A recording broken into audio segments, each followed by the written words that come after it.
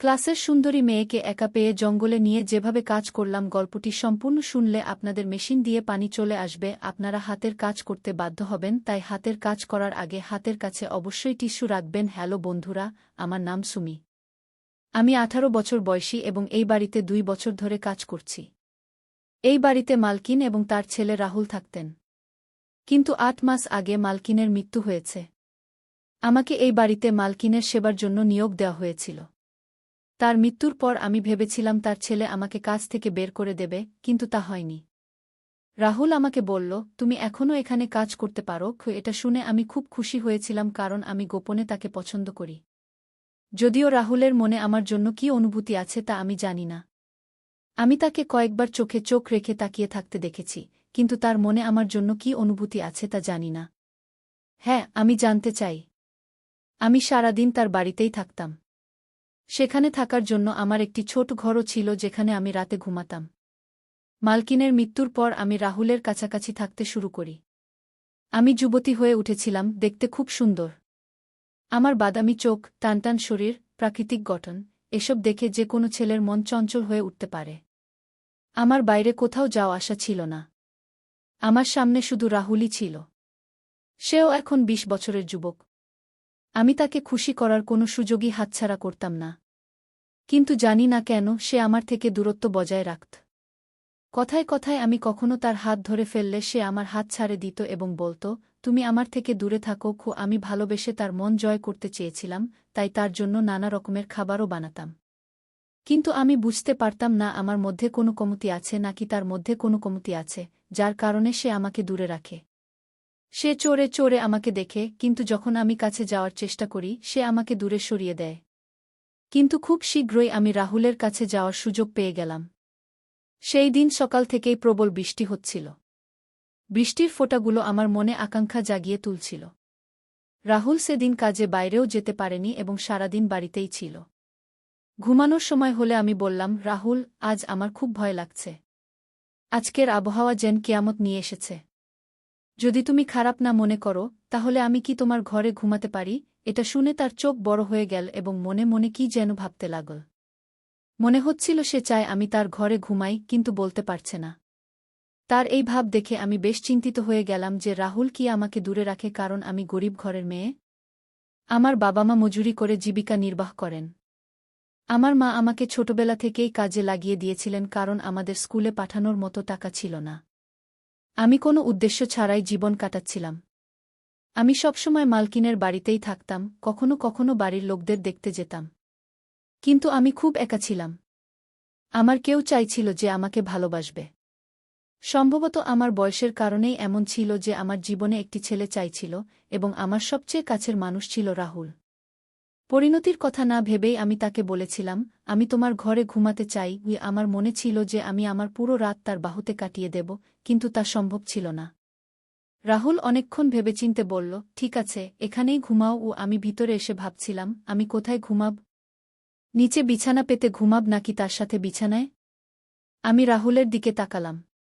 সে আমাকে বলল, তুমি চাইলে বিছানায় ঘুমাতে পারো, শুধু আমার থেকে দূরে থাকবে। অথবা চাইলে নিচেও ঘুমাতে পারো। রাহুল আমাকে শালীনতা দেখাচ্ছিল, কিন্তু আমি তার কাছেই ঘুমাতে চেয়েছিলাম। তাই আমি বিছানায় ঘুমিয়ে গেলাম। বৃষ্টির কারণে বেশ ঠান্ডা লাগছিল, উপরে ফ্যানও চলছিল। রাহুল একটি চাদর জড়িয়ে পাশে ঘুমিয়ে গেল। আমি ঠান্ডায় কাঁপতে লাগলাম এবং হঠাৎ কোনো ভেবেচিন্তে না করেই রাহুলের চাদরের নিচে চলে গেলাম এবং অপেক্ষা করতে লাগলাম যে রাহুল কি করে। কিন্তু সে তার জায়গা থেকে নড়ছেও না। হঠাৎ আমি জড়িয়ে ধরে তার হাত ধরে ফেললাম এবং বললাম, রাহুল, আমার খুব ঠান্ডা লাগছে। এতটুকু বলে আমি তার উপরে চড়ে বসলাম। আমাকে এই অবস্থায় দেখে তার চোখ বড় হয়ে গেল, কিন্তু তার শ্বাস দ্রুত হতে লাগল। হবে না কেন? আমি একজন যুবতী এবং অত্যন্ত সুন্দরী মেয়ে, যারা তার এত কাছাকাছি। আমি বললাম, আমি আর থাকতে পারছি না রাহুল, আমি খুব একা। তুমি দয়া করে আজ রাতে আমার একাকিত্ব দূর করে দাও। আমি তার একদম কাছে চলে গেলাম এবং তার ঠোঁটে চুমু দিতে লাগলাম। এখন সেও বিহ্বল হয়ে পড়েছিল, কিন্তু তার মুখে আমি ভয় দেখতে পাচ্ছিলাম। আমি তার শার্টের বোতাম খুলতে লাগলাম, কিন্তু সে আমাকে থামিয়ে দিল এবং বলল, সুমি, দয়া করে এমন করো না।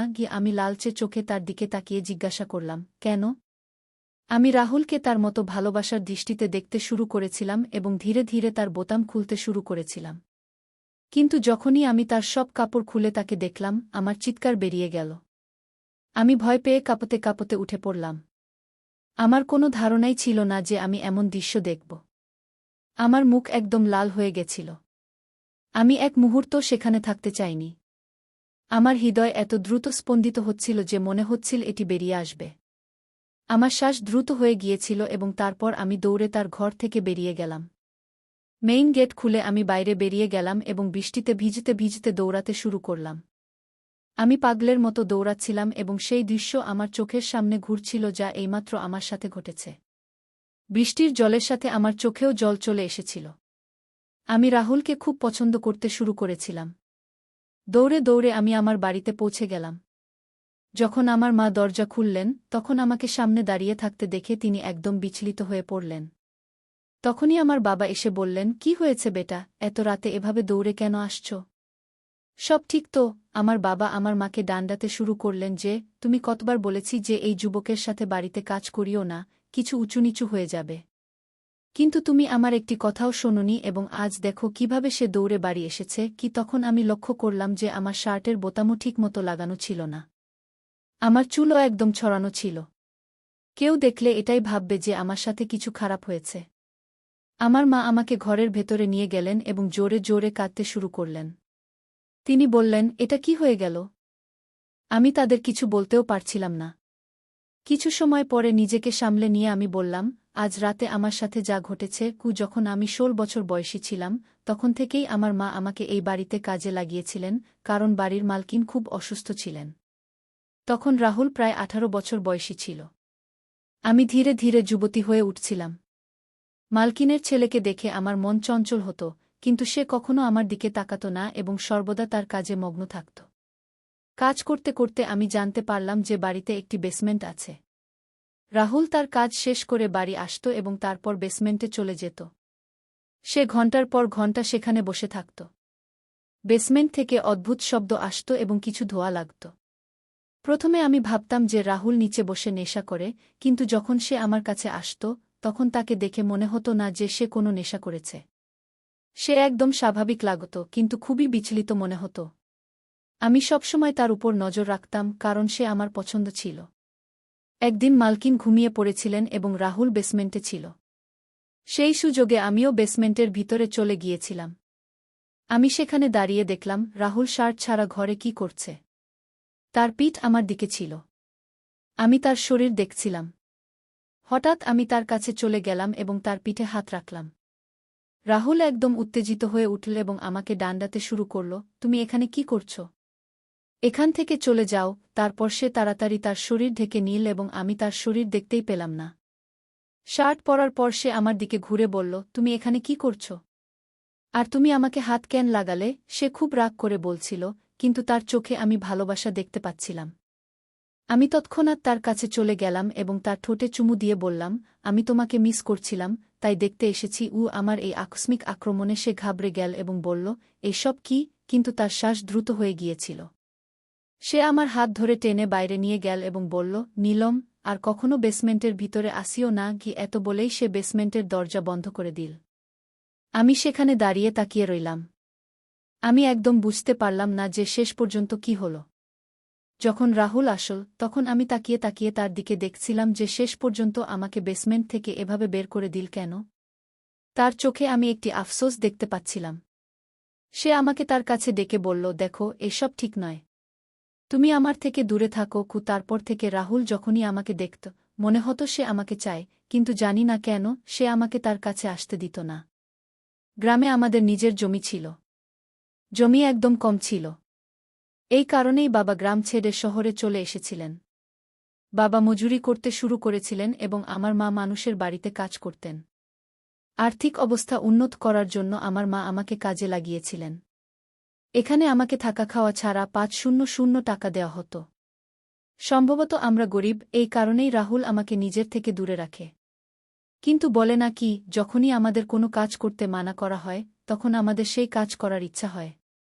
যখনই সুযোগ পেতাম আমি বেসমেন্টে গিয়ে উকি দিতাম। রাহুল যদি দেখে ফেলত, আমাকে খুব ডাকাত।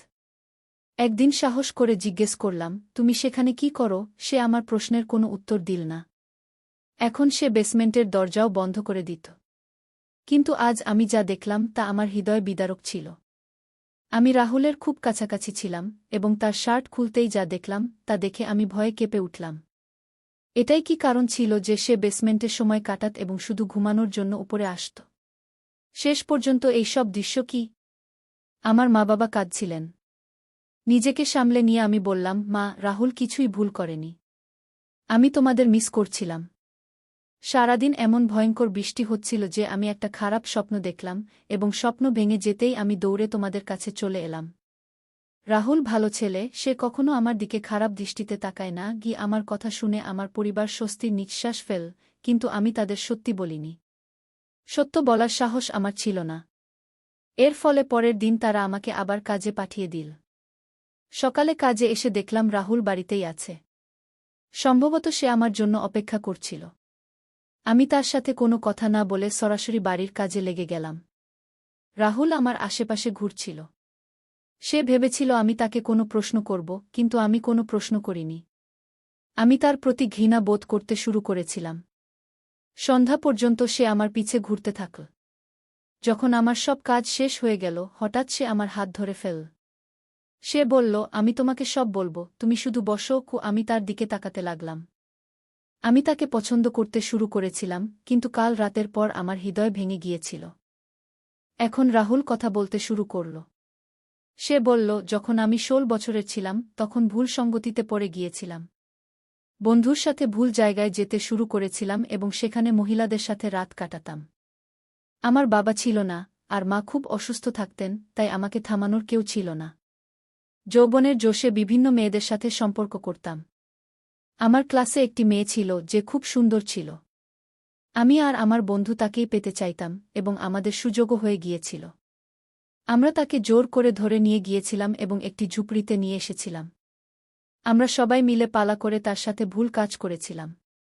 সে খুব কেঁদেছিল, কাকুতিমিনতি করেছিল যে তাকে ছাড়ে দিই, কিন্তু আমরা দয়া করিনি। আমরা তার কিছু অশ্লীল ভিডিও বানিয়েছিলাম এবং বলেছিলাম যে যদি কাউকে বলে তাহলে এই ভিডিও সবাইকে দেখিয়ে দেব। কাঁদতে কাঁদতে সেই মেয়ে আমাকে অভিশাপ দিয়েছিল যে ঈশ্বর তোমাকে এমন শাস্তি দেবেন যা তুমি ভাবতেও পারবে না।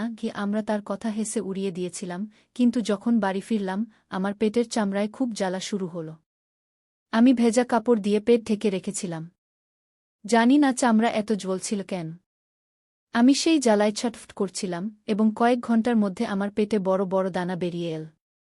আমি ডাক্তারের কাছে গিয়েছিলাম, কিন্তু দানা খুব বড় হয়ে গিয়েছিল। ডাক্তার ওষুধ দিয়েছিলেন, কিন্তু তা কাজ করছিল না। দানা ফুলতে থাকল এবং আমার পেট এত নোংরা হয়ে গেল যে এখন আমি কোনো মেয়ের কাছেও যাওয়ার যোগ্য ছিলাম না। আমার অবস্থা এত খারাপ হয়ে গিয়েছিল যে কোনো মেয়ে দেখলে ভয় পালাত, এবং তার ব্যথা আমার আলাদা ছিল। যখন তুমি এখানে কাজ করতে এলি, আমি মনে মনে তোমাকে চাইতে শুরু করেছিলাম, কিন্তু জানতাম যে একদিন না একদিন তুমি আমার শার্ট খুলবে, আর সেই দানা দেখে তুমিও ভয় পালাবে, যেমন অন্য মেয়েরা করত। আর কাল রাতেই তা হল। আমি এর টোটকা করছি যে এটি ঠিক হয়ে যায়, কারণ ডাক্তারের চিকিৎসা করতে পারেননি। আর এই কারণে আমি বেসমেন্টে যেতাম। আমি একজন তান্ত্রিকের কাছে এর চিকিৎসা করাচ্ছি এবং এখন ধীরে ধীরে কিছুটা ঠিকও হচ্ছে। তান্ত্রিক বাবা বলেছেন যে এগুলো সম্পূর্ণ ঠিক হতে আরও 6 মাস লাগবে। তার এইসব কথা শুনে আমি একদম হতবাক হয়ে গিয়েছিলাম। আমি রাহুলকে ভালো ছেলে ভাবতাম, কিন্তু সে তার জীবনে এত ভুল কাজ করেছে। রাহুল বলল, আমি আজও সেই মেয়েটির খোঁজ করছি যে আমাকে অভিশাপ দিয়েছিল। আমি তার পায়ে পড়ে ক্ষমা চাইতে চাই। আমি জানি সে আমাকে কখনো ক্ষমা করবে না, কিন্তু অন্তত আমার হৃদয়ের বোঝা কিছুটা হালকা হবে। আমি তাকে অনেক খুঁজেছি, কিন্তু সম্ভবত সে মেয়ে শহর ছেড়ে চলে গেছে। প্রায় 6 মাস পর ধীরে ধীরে রাহুল এই চিকিৎসায় সম্পূর্ণ সুস্থ হয়ে গেল। আমি এতে রাহুলের অনেক সাহায্য করেছিলাম, এবং তারপর রাহুল আমার হাত ধরে বলল, আমি আমার জীবনে যে সব ভুল করেছি তা শুধরে নিতে চাই। আমি আমি তোমাকে বিয়ে করতে চাই যাতে তোমার জীবনও সুন্দর হয় এবং আমিও তোমার সাথে সুখে শান্তিতে জীবন কাটাতে পারি। সে আমার বাবা মায়ের কাছে আমার হাত চেয়ে নিয়েছিল এবং তারাও খুশি মনে আমাকে তার হাতে তুলে দিতে রাজি হয়ে গিয়েছিল।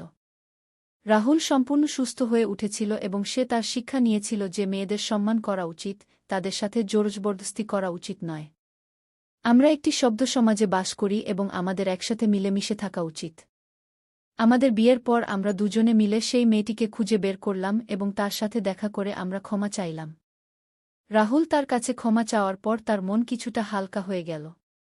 বন্ধুরা, আমাদের এই গল্পটি কেমন লাগলো অবশ্যই আপনারা কমেন্ট করে জানাবেন। যদি ভালো লেগে থাকে তাহলে অবশ্যই পরবর্তী গল্পের জন্য আমাদের চ্যানেলটি সাবস্ক্রাইব করে আমাদের সাথেই থাকবেন। ধন্যবাদ আপনাদের সবাইকে।